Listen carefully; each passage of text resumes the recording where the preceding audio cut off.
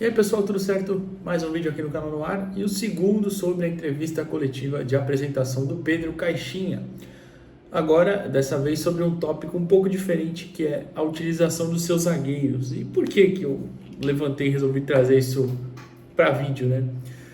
Que particularmente gostei muito da explicação dele sobre como pretende usar os seus zagueiros e tem pontos ali importantes de defeitos, não só dos zagueiros do Santos, tá? Mas os zagueiros do Santos também, os nossos zagueiros atuais e até o Zé Ivaldo que vai chegar. Inclusive já está gravado o vídeo, já falei aqui, né? Tô só esperando dar uma confirmada melhor, né? Parece que já tem marcado exames e tudo mais, mas para a gente soltar aqui. Mas é um problema que os zagueiros aqui no Brasil têm, e ele falou sobre isso. Tem outros tópicos também, mas vamos colocar aí o Caixinha falando disso e depois a gente volta para comentar. Bom, eu vou falar das características dos zagueiros, que vai ser transversal a todos eles, não é para não falar individualmente, mas são transversais, ou seja, são as características que nós procuramos nos nossos zagueiros.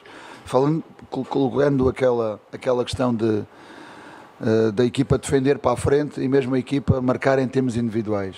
Se marcarmos individuais, os zagueiros normalmente sentem-se mais confortáveis ou têm a sua maior zona de conforto quanto mais atrás estiverem. Então imagino que aqui é a linha do meio campo e que este zagueiro tem uma referência individual que vai no espaço entre linhas ou que vai para fora. Ele tem que ter condições de fazer isso. E estas condições têm que lhe permitir dele ser agressivo sobre essa marca naquele momento específico, mas também a possibilidade de recuperar a sua posição. Ok? Então, é uma equipa que tem que estar sempre a comandar aquilo que é o caminhar curto e o viajar junto da equipa.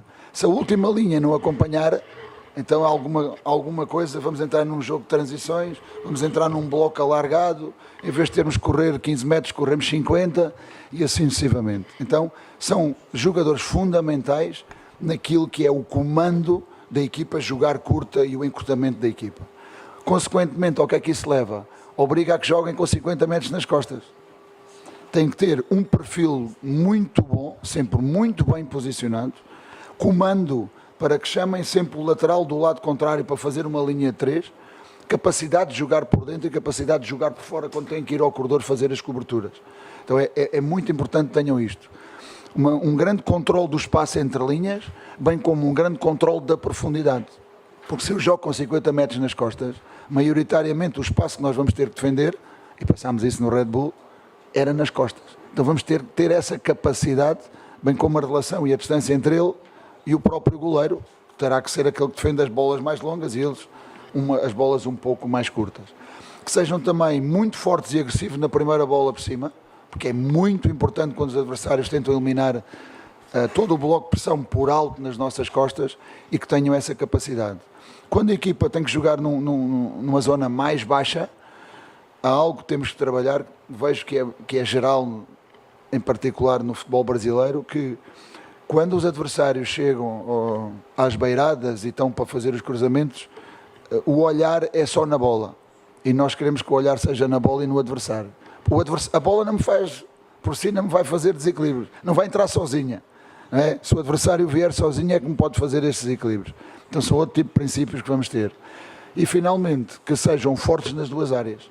Porque eu acho que o futebol moderno tem que ter equipas que sejam muito fortes na bola parada, tenham muito fortes na bola parada, quer ofensiva, quer defensiva, e eu acho que os zagueiros serão predominantes nesse quesito, em termos de ser fortes na nossa área e na área adversária.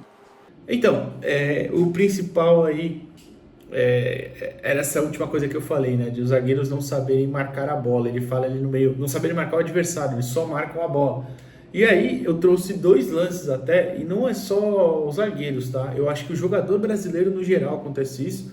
E digo mais, não só jogador profissional, em pelada acontece muito isso também. Da gente ficar muito olhando a bola e esquecer o cara passando. Acontece, mas é claro que no profissional é que não pode acontecer. Mas eu trouxe dois lances, vocês vão ver aí enquanto eu falo, que são os gols sofridos em duas partidas na Série B, tá? O gol do Anselmo Ramon, no CRB 1, Santos 1, pelo primeiro turno, e o gol do De La Torre, do Mirassol, que é o segundo gol, o Santos acaba fazendo o terceiro depois e vence a partida, mas o gol do De La Torre que empata a partida na Vila Belmiro, Santos 3, Mirassol 2. Vocês podem observar que nesses dois lances tem um erro ali mas tem um erro geral. No gol do Anselmo Ramon, por exemplo, o Gil não tá marcando ninguém, tá olhando a bola. O Pituca tá lá na entrada da área, olhando pro Anselmo Ramon na área, mas ele olha pra bola e não corre no cara. E o Jair dá uma dormida também, que olha pra bola e não sai pra pegar o cara. O Schmidt também, nesse gol do CRB, ele tá mais pra frente, que o Schmidt tá correndo perto de um cara, então você pode falar, não, tá marcando esse aqui. Mas tudo bem. Agora você tem pelo menos 3 jogadores que dormem completamente e olham a bola. Então é lá, a bola tá vindo, eles olhando aqui e o cara aqui na entrada da área sozinho. E contra o Mirassol, pra mim, é ainda pior, porque você tem Pituca e Sandri fora da área, olhando só a bola, e esquecem que dentro da área tem um jogador a mais do Mirassol. Se eu não me engano, são 4 do Mirassol contra 3 do Santos, que na área são Gil, Luan e Rainer. E pasmem, o Gil e o Luan estão marcando cada um, não conseguem tirar, mas eles também estão focados mais na bola, né, na hora do cruzamento. O que eu digo, pasmem, o Rainer nem foi o principal culpado, ele acabou ficando contra 2, mas assim, tinha um a mais do Mirassol dentro da área. Só que aí o ponto que eu digo, né, não é nem só os zagueiros, porque os zagueiros dão essa dormida também, os laterais também, mas para vocês verem, o Pituca e o Sandri também estão olhando a bola e esquecem um cara entrando. Então, assim, é uma grande dificuldade do jogador brasileiro em prestar atenção, às vezes, no adversário e esquecer um pouquinho sua bola viajando, tá? Então, é uma observação excelente do Caixinha. Outra observação, a bola aérea. O futebol brasileiro, a gente até sofreu menos com bola aérea na Série B, né? Mas mais porque o nível dos adversários era bem baixo. Mas a bola aérea é importantíssima, sempre resolveu os jogos, tá? Isso ele até fala no futebol moderno, eu nem digo só no futebol moderno, sempre resolveu os jogos, né? Mas é que hoje principalmente é uma estratégia a mais, você tem que formar várias jogadas para isso. E hoje talvez o grande exemplo seja o Arsenal da Inglaterra. Se você não acompanha tanto a Premier League, o Arsenal tem um cara específico para montar jogadas de bola aérea diferentes, escanteios principalmente. E o Arsenal sempre tem movimentações diferentes para explorar, principalmente o Gabriel Magalhães, zagueiro da seleção, inclusive também, né? E é muito bom no jogo aéreo, faz muitos gols ali. Então, é essencial você ter várias formas de atacar a bola quando tem uma bola aérea ofensiva, e na hora de defender também você está ligado no que o adversário vai fazer, é claro. E a questão dos 50 metros para defender que ele fala, eu já emendo a velocidade também. Ele cita ali que marcando alto, e é uma coisa lógica até, quando você marca em cima, você sobe o seu bloco inteiro, você tem um time compacto, igual ele disse que quer, né? Ele não quer espaçar muito, por exemplo, meio ataque lá na frente e a zaga perto do goleiro lá atrás marcando, porque aí você teria um buraco muito grande no meio. Mas você subindo o seu bloco com os zagueiros, obviamente nas costas você vai ter o seu campo inteiro, entre aspas, de defesa para o adversário correr se conseguir roubar. Então você tem que estar ligado para conseguir marcar isso. Claro que para você conseguir marcar com perfeição, só se você tivesse um zagueiro perfeito, né? Só se você tivesse um Maldini, o Van Dijk, os zagueiros aí de mais alto nível. Mas você tem que minimizar os erros. E o que você pode fazer para isso, né? Você ter zagueiros rápidos, por exemplo, a gente infelizmente já não vai ter mais o Jair, né? Aparentemente. O Jair é um zagueiro rápido que consegue correr, apesar de não ser o ideal, um zagueiro correndo para trás 50 metros, mas um zagueiro rápido para compensar. Como não tem, o Luan tem uma velocidade razoável, o Gil um zagueiro mais lento, já o Zé Ivaldo também acho uma velocidade mais razoável, o Basso extremamente lento, o Luizão também um zagueiro até um pouco mais rápido ali, mas imagino ele não jogando nesse começo, né?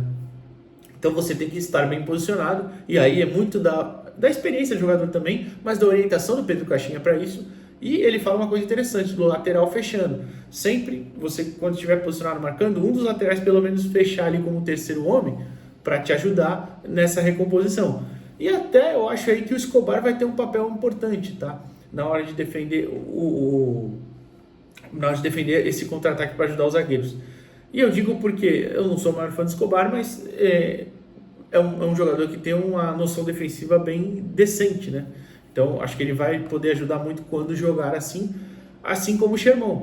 Já não é tanto o caso, por exemplo, do Léo Godoy, que o vídeo também está gravado aqui, esperando talvez eu solte até hoje também já, mas o Léo Godoy é um lateral mais ofensivo. Então, vocês vão entender quando eu soltar o vídeo dele, mas talvez aí o Escobar e o Sherman tenham esse papel ali de importância na hora de fechar, dependendo de quem estiver jogando. Por exemplo, se você estiver jogando com o Sherman e Souza, a teoria é liberar mais o Souza e o Sherman segurar mais, não sei, claro que são possibilidades aí, alternativas que a gente tem.